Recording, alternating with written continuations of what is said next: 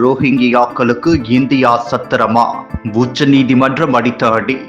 இனி நாட்டை விட்டு விரட்டுவதுதான். ரோஹிங்கியா அகதிகள் காணாமல் போனதாக கூறப்படும் மனுவை விசாரித்த உச்ச நீதிமன்றம் இன்று மிக கடுமையான நிலைப்பாட்டை எடுத்தது.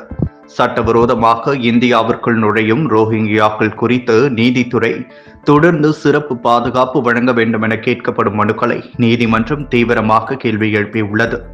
யாராவது ஊடுருவல்காரராக இருந்தால் அவர்களை நாட்டின் உள்ளே வைத்து பாதுகாப்பது எங்கள் பொறுப்பா? ஒருவர் சட்டவிரோதமாக எல்லை தாண்டி வந்த பிறகு சட்டத்தின் கீழ் தங்கள் உரிமைகளை கோர ஆரம்பித்து விடுகின்றனர். இந்த நிலைமை ஏற்றுக்கொள்ளத்தக்கதா என்று நீதிமன்றம் குரல் உயர்த்தியது.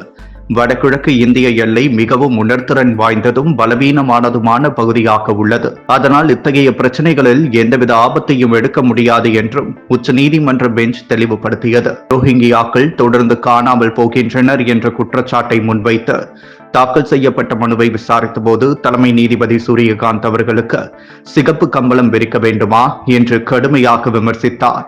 நிலத்தடி சுரங்கப்பாதைகள் வழியாக சட்டவிரோதமாக இந்தியாவில் நுழைந்த பின்னரும் இவர்கள் உணவு, தங்குமிடம் போன்ற உரிமைகளை கோருகின்றனர் என்பதை நீதிமன்றம் சுட்டிக்காட்டியது. பொது நலனுக்கான இத்தகைய சலுகைகளுக்கு தாய்நாட்டின் ஏழை குழந்தைகளுக்கே உரிமை இருக்கிறது. அதை சட்டவிரோத நுழைவோர்களுக்கு நாம் கொடுக்க வேண்டுமா? சட்டத்தை இவ்வளவு நீட்டிக்க வேண்டிய அவசியம் என்ன என கேள்வி எழுப்பியது. அகதிகள் என்ற சொல் சட்ட ரீதியாக எவ்வாறு வரையறுக்கப்படுகிறது?